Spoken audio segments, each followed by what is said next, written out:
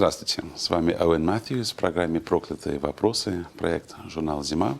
Со мной сегодня в студии в гостях Алексей Венедиктов, бывший и я, и многие надеются, будущий главный редактор радиостанции «Эхо Москвы». Алексей Алексеевич, кто виноват в этой войне? Это путинская война или война России? Классический вопрос. Ну, очевидно, что это война Владимира Путина. Он ее придумыватель, он ее организатор, и он ее главнокомандующий. При этом люди, которые вокруг него, многие, не все, разделяют этот военный подход к решению тех проблем, о которых говорит Путин между Россией и Украиной, Россией и Западом. И при этом значительная часть населения, мы не знаем точные цифры, мы можем просто считать на пальцах, поддерживает эту войну искренне. Я бы сказал так, искренне. Нет, но есть люди, которые лицемерно ее поддерживают в публичном поле, но есть люди, которые много, которые поддерживают ее искренне. Но тем не менее, я считаю, что эта война придумана, замыслена, организована и ведется президентом Российской Федерации Путиным Владимиром Владимировичем. А вы не чувствуете себя виноватым? Или в какой степени вы чувствуете себя виноватым? Виноватым нет, но это хитрости русского языка. Ответственным? Да, ответственным, да. Значит, я вообще противник понятия коллективной ответственности. Вообще понятию коллективной ответственности ввели исламские террористы. Ну, когда и фашисты? Нет. Нацисты. Когда они в 21 веке входили 11 сентября, или когда они взрывали здесь метро в Лондоне, они говорили, вы все виноваты, потому что ваши английские, американские, французские летчики бомбили наши деревни.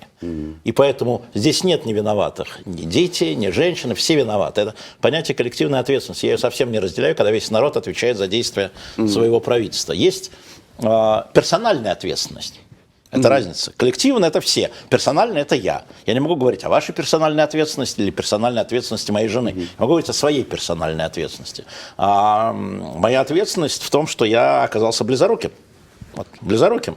Потому что, как многие журналисты, как многие люди, которые общались с президентом и с его окружением, мы читали, многие, что главный порок этой конструкции, этого режима, этой игры – это коррупция. Да. А если это коррупция, если человек хочет яхты, дворцы, девушек с изумрудами в пупках или в ушах, неважно, какая война? Он же хочет сладкой жизни, дольче вита. И мы за этим не заметили марша сапог, мы не заметили реваншизма. Мы должны были, это не просто люди, которые телевизор смотрят, мы сидели вот так много раз. И когда была история, когда вот он начал говорить про ракеты, гиперзвук и так далее, один из главных редакторов, мы сидим напротив Путина, он говорит, слушай, он, кажется, нас троллит. Я говорю, точно троллит. Только-только вышло расследование про дворец. Какие ракеты нахрен? Вот, золото, бриллианты. И в этом моя ответственность, и я ее с себя не снимаю. Не увидели этого милитаризма, реваншизма, который воспринимали как кукольный, который воспринимали как вторичный, думали, ну прекратите, в золоте, бриллиантах. Нет, это моя персональная ответственность за то, что я не мог громче кричать, звонче говорить, убедительнее быть. Но с аудиторией или с этими И с аудиторией, с людьми, принимающими решения. Многоликость, она у любого человека, многофункциональность, да? Там, где ты можешь говорить, там ты и говоришь. Но у меня, правда, нет двух текстов. То, что я говорю по радио, я говорю там и путинским, и не противопутинским, я все время говорю одно и то же. У меня нет двух текстов. Я не настолько извращен, чтобы придумывать. Моя бабушка говорила, не надо никогда врать, ты забудешь, что ты соврал. Говори правду, ты ее не забудешь. И я вот как с детского сада пытаюсь следовать тому, что действительно забудешь, что соврал что-то, и все. А как вы относитесь к полемике, это известный граффити на стене в Тифлисе, что мы не приветствуем никаких русских, это хороших или плохих?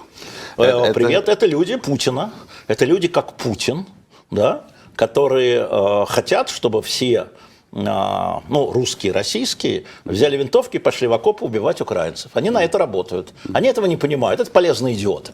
Да? Они возбуждают против себя даже тех россиян, которые к войне относятся негативно. Да? Они их оскорбляют таким образом. собирая в одну кучу. Да, смотрите, я только хочу разделить. Украинцы имеют право на несправедливость. К ним не может быть никаких претензий. Они под нашими ракетами. Вы что хотите от них? Они имеют право говорить все, что угодно, писать все, что угодно, оскорблять как угодно, унижать как угодно. Я для себя считаю вот так. И я поэтому смиренно это принимаю. Потому что не я под их бомбами, они под моими. А все остальные на этом наживаются и хайп, все остальные, да, которые вот это делают.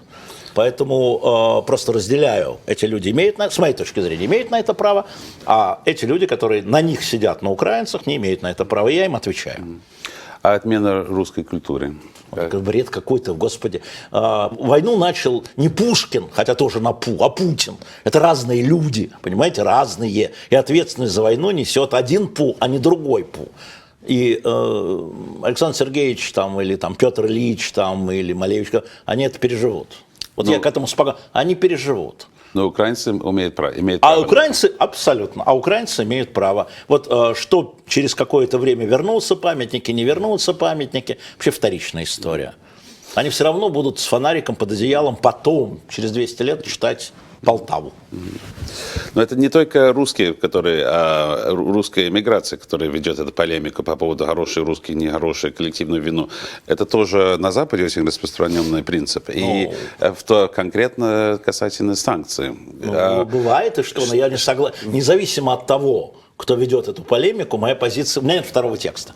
Главное не перепутать, англичане они или немцы, или израильтяне. Понимаете? Не-не-не, все время одно и то же. Но русская миграция, она не вводит против себя санкции. Это британская и европейская... Что вы говорите? Что вы говорите? Я член списка 6 тысяч. Меня команда Навального внесла в предложение по санкции. И вы мне говорите, что русская администрация, русская оппозиция не работает над санкциями. Подождите, я сам этот самый субъект этой истории.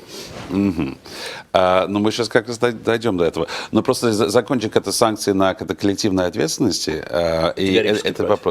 Категорически против. Против санкций на каких-либо русских бизнесменов вы против? Смотрите, это же вопрос очень циничный. Вы санкции, вот я встречаюсь здесь с чиновниками во Франции, я был в Елисейском дворце, в Германии я встречался с министром информации. Вы санкции вводите зачем? Чтобы что? Вот вы вводите санкции, персональные я имею в виду, да? Вот когда вы вводите санкции экономические, я понимаю, вы хотите уменьшить военный бюджет. И вы это объясняете своим избирателям, налогоплательщикам. Мы хотим, чтобы у русских было меньше пушек. В условиях войны это понятно. Вы вводите санкции против богатых людей, чтобы что? Вот это вам что дает? В чем эффективность? Расскажите мне. Ну, мы хотим раскола элит. Тогда зачем вы списком их вводите? Тогда логика. Вот если бы я вводил санкции и ставил задачу, да, расколоть элит, я бы тогда там персонально, никаких списков вообще.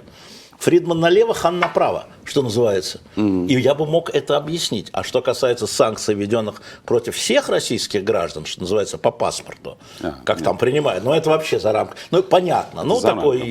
Нет, речь идет о персональной санкции. Ну, то есть вы согласны с тем, что это может быть эффективно, но вы... Я не вижу эффективности. Но вы бы делали это по-другому. Конечно. Никаких списков. Есть люди, которые реально своими деньгами таким же образом поддерживают войну.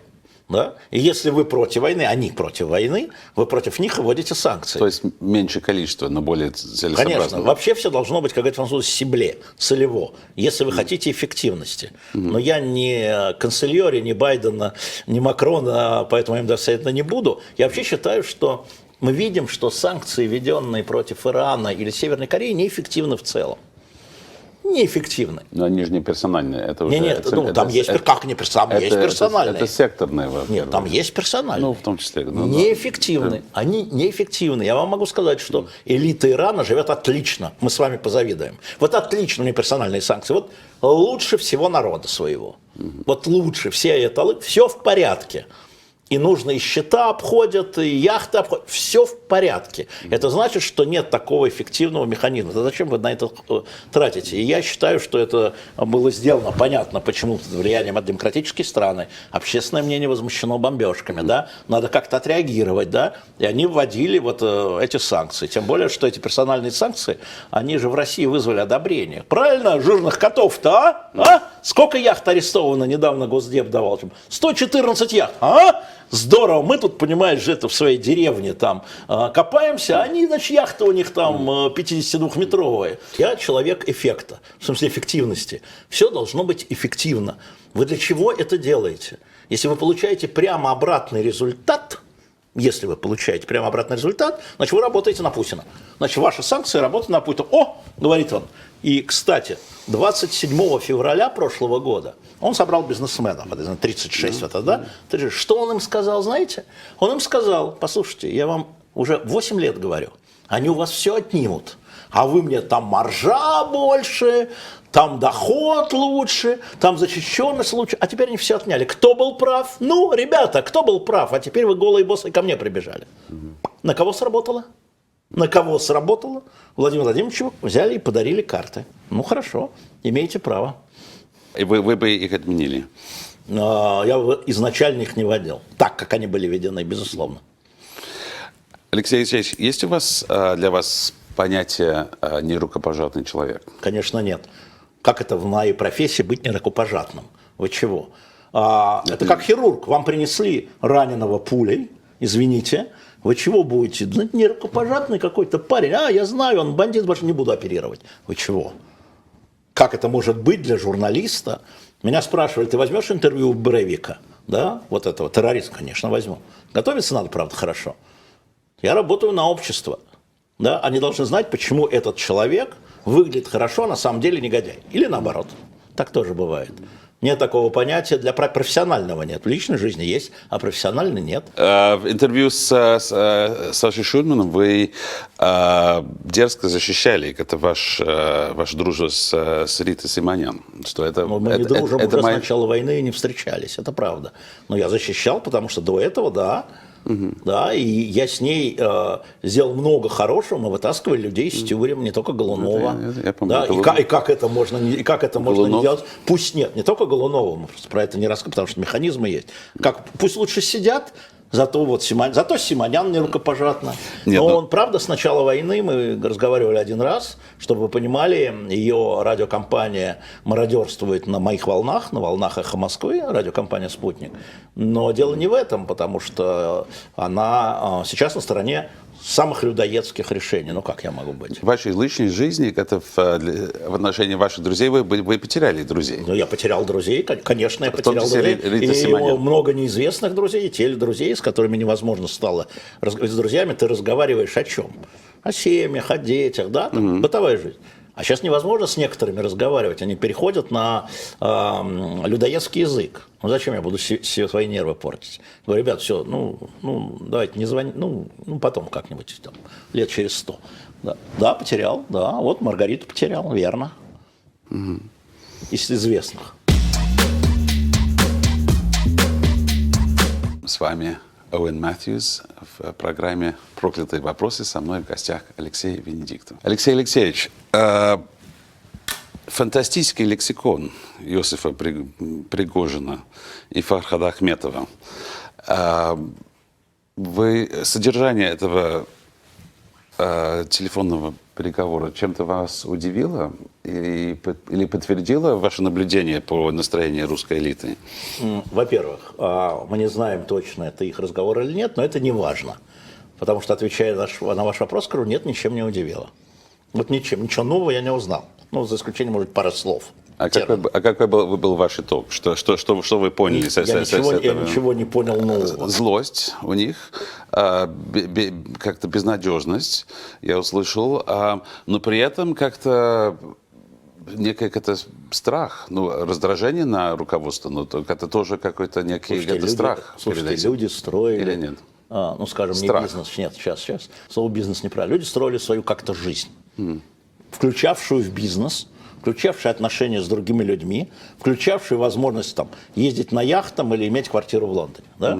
И вот это поломалось. И вы начинаете говорить эти слова через слово, и вы испытываете раздражение, и вы испытываете страх, что и другой дом рухнет. Это все там есть, да, но это не удивляет. А страх перед властью? Есть? Только страх перед теми, кто взорвал дом, естественно. Конечно, а страх перед властью до войны был. Не Фархад, который сидит в Баку, не Йоси, который ходит развлекать на корпоративы.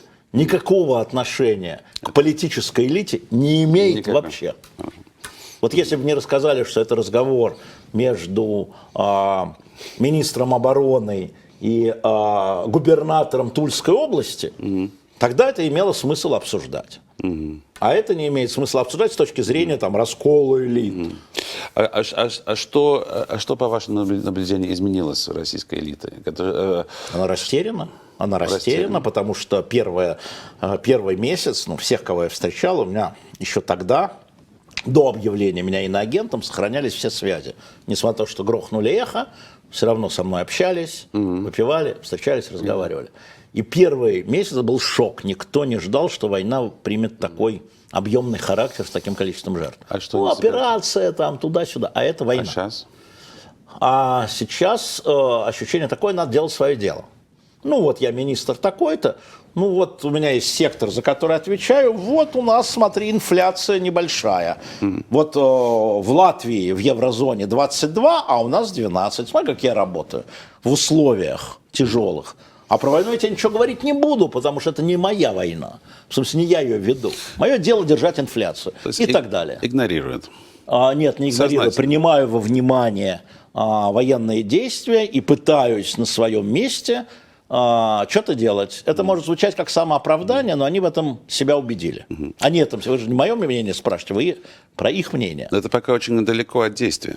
Никаких действий пока нет, я не вижу. Очень далеко от действия. Никаких действий. А что должно произойти, чтобы довести российскую элиту до какого-то действия? Сегодняшний день не вижу. Никакие не потери. Это вообще война не про территории. Никакие территории никому, грубо говоря, никому в элите никому корыстно этот Донбасс или этот Херсон не нужен. Не нужен. Он не дает приобретения, он пока отнимает. Он отнимает ресурсы страны, отнимает силы, отнимает время, вводит изоляцию, потеря репутации, все в минусе. Но вопрос, а что должно произойти, чтобы был какой-то перевальный момент? Понятия не имею. Мы это не проживали. Никакая историческая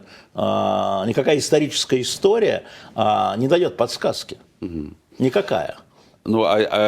Есть территориальные потери, например? Вообще не интересует. Какие территориальные потери? Россия контролирует 18% территории Украины. Пока приобретение. Условно говоря, если Путин проиграет Мариуполь, условно говоря, пофигу. Теряет коридор, это уже... Пофигу. Элите пофигу. Пофигу, только Крым. Только Крым. Только Крым. Пофигу абсолютно. Слушайте, потеряли Херсон. Кто вспомнил что-нибудь? Потеряли крейсер «Москва». Да. Крейсер «Москва», флагман и гордость. Что он сказал? Пофигу. Слушайте, это все искаженно. Я понимаю, почему. Оптика такая. Здесь цена человеческой жизни огромная. Да? А мы во Вторую мировую потеряли 8 миллионов человек на фронте только. Да? Что, ей-богу, зато защищаем Отечество. Так они думают, да? Мы в такой ситуации. Надо же работать, надо же и очередей на улице нет, и банки работают, и безработица небольшая, и вроде бы пока, да? Это мы и работаем. Это же оно не само так случилось. Легко работать, как тебя все любят, а когда ты в санкциях, смотрите, Владимир Владимирович, как мы работаем. Ваш сын, Мой сын служил. Срочником. Он уже закончился? Срочником, да, он в июле уже ушел из армии. Да. Он служил год. Слава тебе, Господи. Но при этом сейчас его могут мобилизировать. Могут. Потенциально.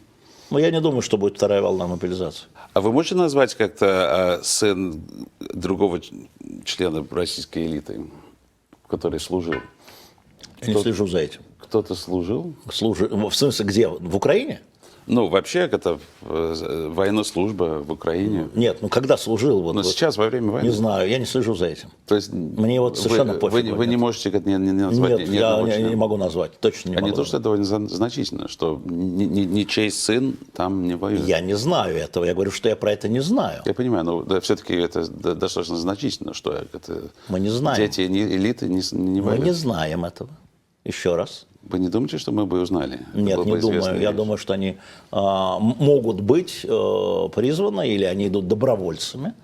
Я знаю, как в мирное время дети видных политиков шли добровольцами на флот, скажем, и служили там матросами. А приключения, романтика, молодые люди. Может быть, и сейчас, но по другой фамилии. Не знаю. Я не знаю таких случаев, но я за ней не следил. Может, кто-то следит, а я не следил. Один мой старейший контакт, который бизнес-партнер Сергея Чемизова, мне сказал потрясающую вещь, это было летом, что Патрушев, Бортников, люди, которые затеяли эту войну, то, что сейчас вся элита считает катастрофой, для них, они считают, что это для них план выполнен. Они получили ту Россию, которую они хотели. Это мобилизированная, это военная экономика, это общество в страхе, под контролем. Главное, элита без искушения это Запада. То есть для них, для этой КГБшной верхушки, которая окружает Путина, для них все отлично в войне. Вы согласны с этим тезисом? Значит, никакой не Патрушев, никакой не Бортников не начинали эту войну. Эту войну начал Владимир Владимирович Путин. Поэтому это все досужие домыслы. А то, что различные части элиты пытаются стать бенефициариями и увеличить свою капитализацию на этой войне, ну, понятно. А заводы Чемизова сейчас загружены как? Как не снилось, например, да? И по бюджетным деньгам и так далее. И, ну, конечно, взгляды на Украину, если говорить серьезно, а не вот так, вот взгляды на Украину как недогосударство, но я про Бортникова не знаю, но Патрушев, да, он и не скрывает это. И не один Патрушев, да, и это отвечает их жизненному пониманию. Нет, ну вопрос про Россию, которую они... Да фигня все это, очень много фантазий. Анимационный Патрушев, анимационный Бортников, и я его буду придумывать. Зачем я буду придумывать? Мы видим, что это не фотография, а что это кино. Все меняется, все развивается. И сначала, повторяю, были в шоке, да, потом наступило впечатление «ура», а теперь банализируется. Но это касательно одной части элиты. Но мой я вопрос... не психотерапевт Патрушева, это придуманные вещи. Я думаю, что эти люди придумывают, когда вам это говорят. Они хотят так видеть, они хотят простого объяснения. Простого объяснения нет. А 2/3 поддержки войны, это что, они тоже хотели видеть такую Россию? Иван Иванович Иванов из деревни Корытова, как Патрушев видит. Да? вопрос... Это гораздо тяжелее, чем Патрушев. Иван Иванович Иванов гораздо опаснее в этом смысле, потому что он искренне верит, что это правильно. Давить хохлов. Искренне. И вот где проблема России, а не проблема Патрушева. Патрушев это вот один из аватаров Путина. А Иван Иванович Иванов и до Путина был таким, и после Путина останется таким. Вот же что высветила эта война. Мы очень много узнали о нашем глубинном народе.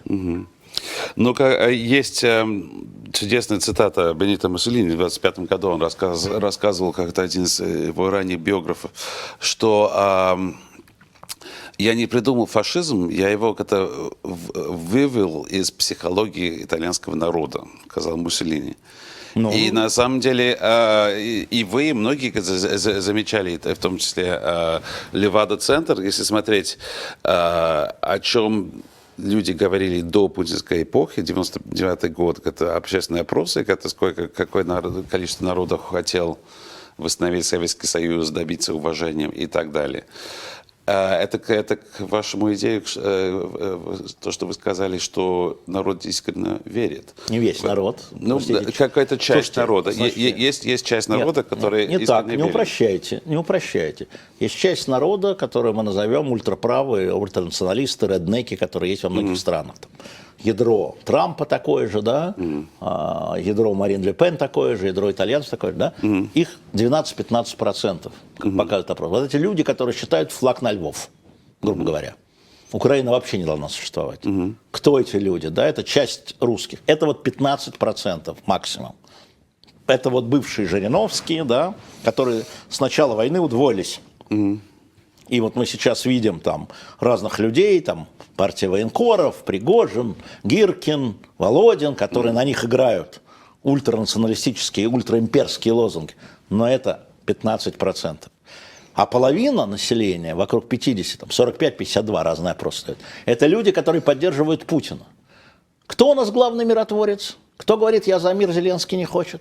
И вот эти люди будут за мир, когда Путин пойдет на мир. И война, война, мир, мир, пенсионная реформа, там, отдать это. Это вот лоялисты, как я их называю, вот это основная часть народа. Вот она такая. И, собственно говоря, вот они отравленные. Они отравлены, потому что эти не отравленные, они всегда такие были, они были до войны такие, вот эти вот. Да? А эти отравленные, вот любая война, смотрите, начало Первой мировой, огромная толпа, Зимний дворец, выходит император там, на Сараево, чистый швейк. Я смотрел журнал «Нива», да, вот они, и идем громить немецкие лавки, заодно погромили французские, там не отличишь по фамилиям, еврейские и так далее, да, народ, это люди, просто люди, через 2 года, 16-й год, да, уже вот эти люди за императором.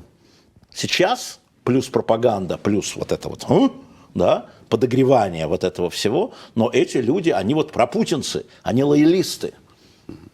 Они лоялисты, да, они не, как сказать, не людоеды. Им не нужен ни флаг над Львовом, ни флаг над Киевом, ни флаг над Донецком, ни флаг над Мариуполем, ни флаг над Мелитополем. Ну, Крым отдельная история. Но эти люди, вот Путин завтра скажет, все, Зеленский, брат, иди пообнимаемся, хрен с тобой. Владимира Владимировича на Нобелевскую премию мира. На Нобелевскую премию мира эти люди скажут, ну, конечно, остановил.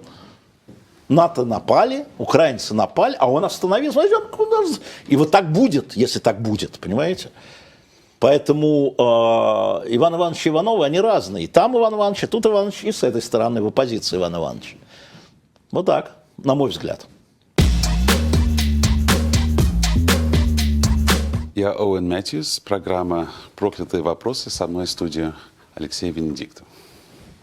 Алексей Алексеевич, я делал недавно интервью для «Спектатора» с Леонидом Волковым, спросил у него, почему ФБК нападает на своих, в кавычках. Он сказал, Алексей Венедиктов и Ксения Собчак никаким образом не наши, у нас ничего и нет общего, и мы считаем, что надо разоблачать все коррупционные схемы, и надо даже в том числе и Венедиктова.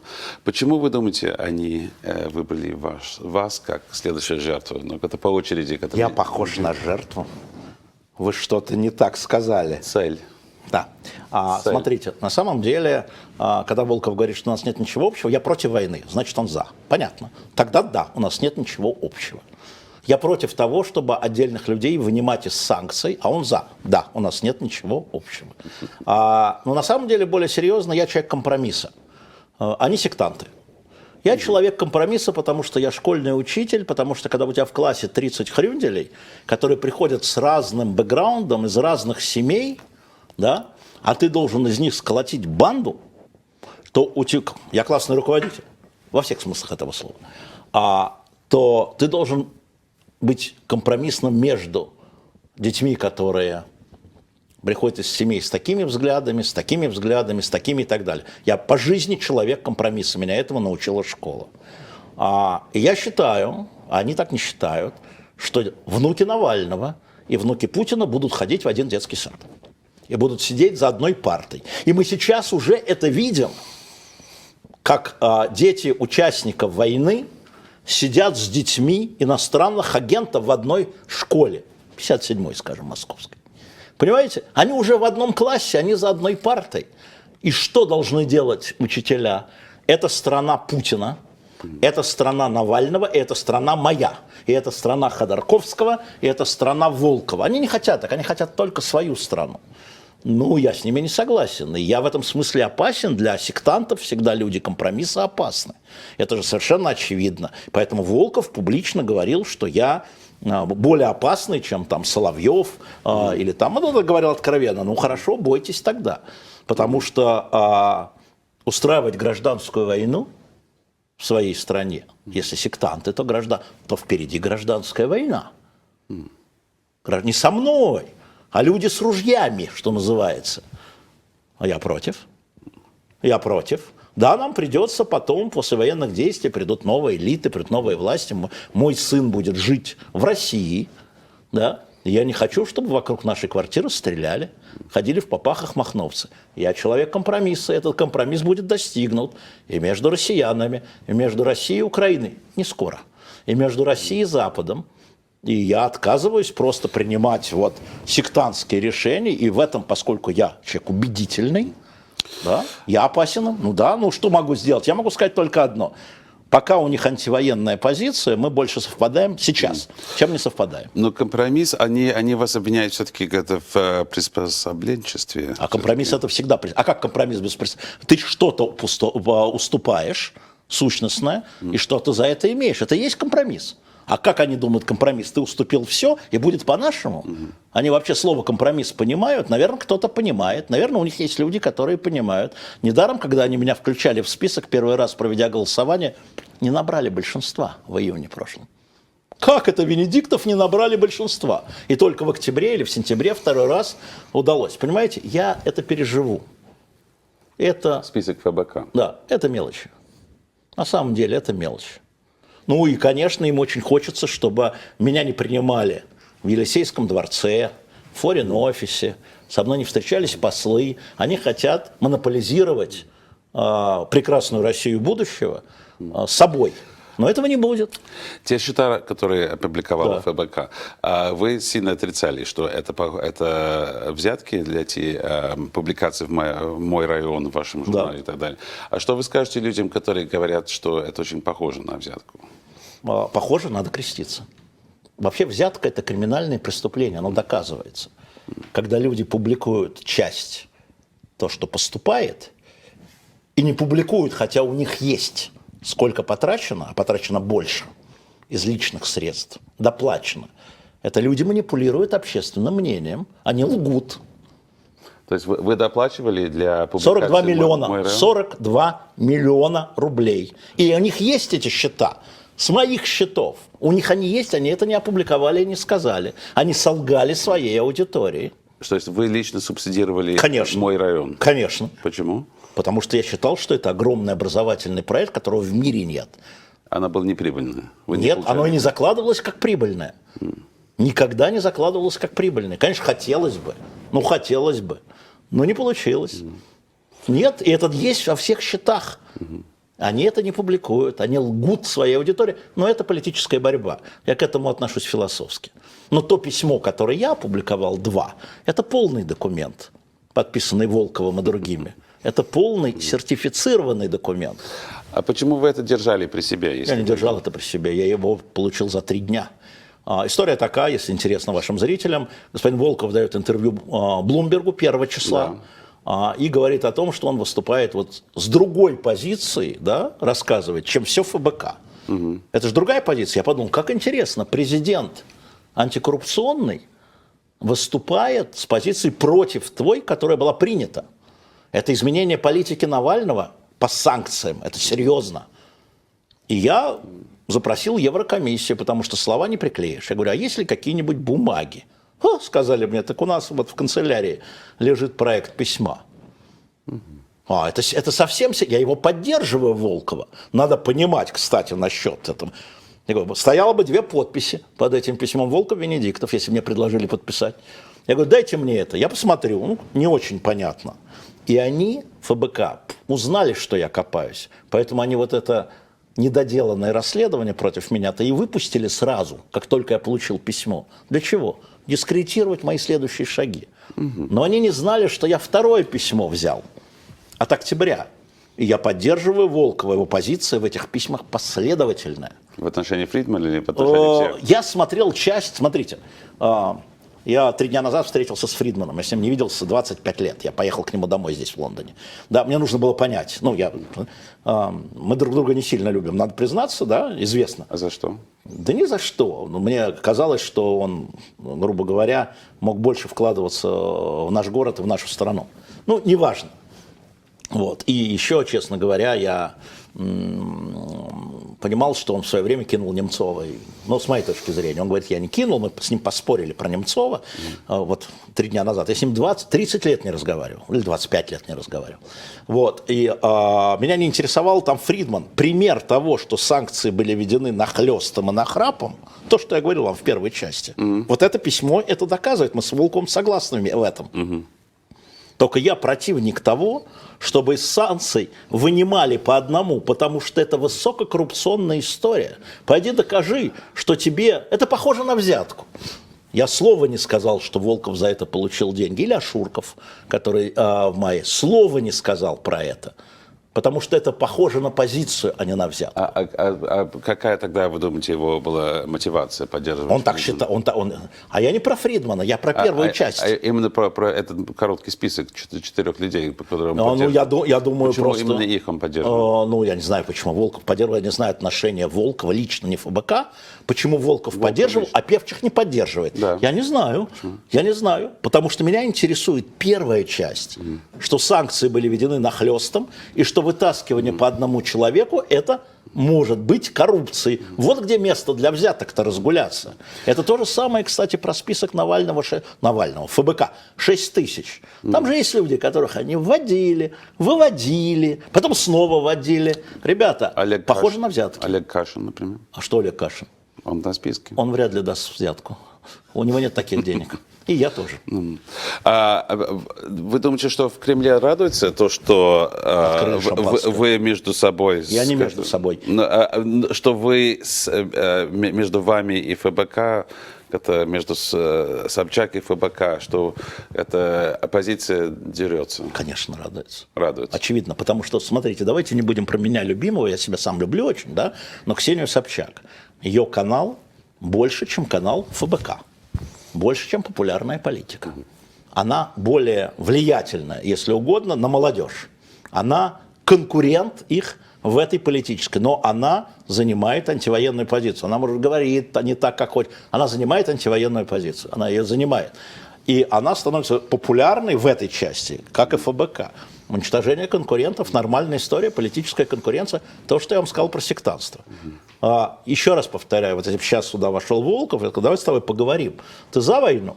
Нет, и я нет. Но это главное сейчас, наверное, да? Успокойтесь уже. Да, ты за то, чтобы санкции вводились, понятно как. И я за это. Вы думаете, что Алексей Навальный был бы хорошим президентом России? Алексей Навальный, опять, ничто не фотография, все кино. Алексей Навальный растет как политик, это видно по его записям, да? Но Алексей Навальный должен понимать, что команда Алексея Навального должна представлять компромиссную, как у любого президента, для того, чтобы представлять большинство. Его команда не даст ему стать президентом России. Та самая команда, которая сейчас. Вот «Освободи завтра» сектанты не могут бороться за большинство голосов, если честное голосование, как они говорят. Не могут. Команда должна быть тогда построена не другими людьми, а добавлена другими людьми. И президент все-таки российский, если говорить сейчас, да, все равно значительную роль играет команда. Вы сами спрашивали про Патрушева, про Бортникова, там можно добавить других людей, штатских. Поэтому какой будет Алексей Навальный, если он будет президентом России, какой будет Ходорковский президентом России, а какой будет, я не знаю, Мишустин президентом России, а какой будет Дюмин президентом России, кто знает. Но интересно, что вы в этом списке не назвали человека, которым я собирался спросить, это Собянин. Что Собянин? Собянин был бы хорошим президентом России. Собянин выступает за войну. И когда началась война, я ушел из всех общественных организаций, московских, в которых я был. Он выступает за войну. Он поддерживает специальные военные операции. Это не мой вопрос. Он мог бы не поддерживать? Это не мой вопрос как избирателя. Да? Вы мое мнение спросили, мое. А вот Сергей Семенович Собянин поддерживает на сегодняшний день, на конец марта, поддерживает военную операцию. Это не мой выбор. И последний вопрос. Как вы думаете, команда Путина найдет среди себя преемника Путина? А куда они денутся? А куда они денутся? Вот представим себе на секунду. Сменяется власть. Нет, секунду. Что такое сменяется власть? Власть это что? Владимир Владимирович уходит в монастырь, на Афон. Образуется вакуум. Есть юридические последствия. Это Мишустин. Или премьер-министр. Сегодня Мишустин, завтра Мишустин. Дальше разные кланы, которые существуют с разными интересами, с разными взглядами на войну, на мир, на урожай, на погоду и так далее, будут искать компромиссную фигуру. И весь вопрос заключается в том, войдет ли в это обсуждение здешняя объединенная оппозиция. Станет ли она частью этого обсуждения? Или оставит Оппозиция? им... Ну, оппозиция, те, кто здесь, миграция, как хотите. Люди, которые не принимали войну. Будут ли они частью этого обсуждения? Или те люди, которые поддерживали эту войну, будут выбирать между собой? То есть команда... А каким образом может эта оппозиция или иммиграция войти в этот расчет? Ну, так мы же как с вами всячески обсуждаем возможности, да? А захочется... Что может принести оппозиция власти, да?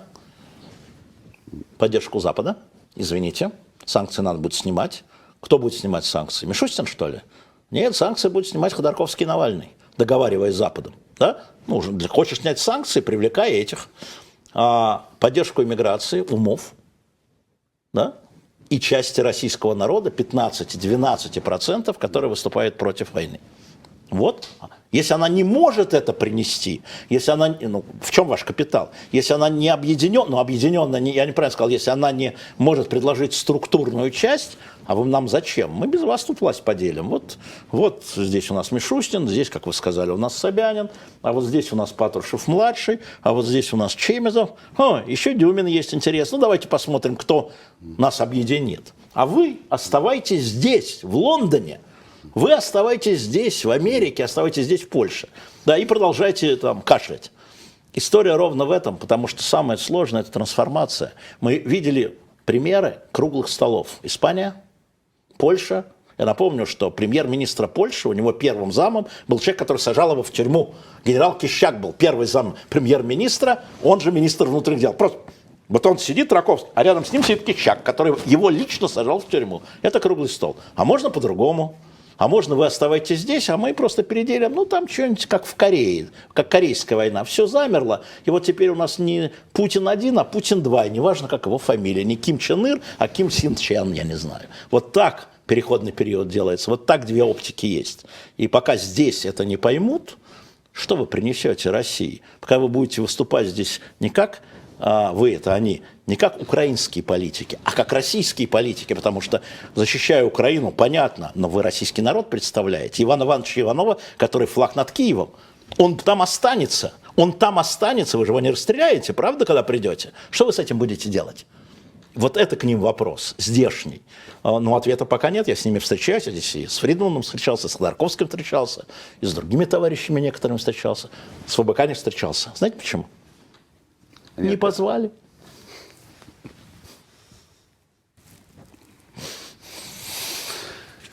С вами был Оуэн Мэтьюс и мой гость Алексей Венедиктов. Это программа «Проклятые вопросы», проект журнала «Зима». Спасибо. Не мы такие, время такое. Россия не Америка в 1945 году, чтобы все сошло с рук. Мы с вами должны разделить эти обстоятельства и понять, мы кому сочувствуем. Когда людей судят по национальному признаку, это называется как?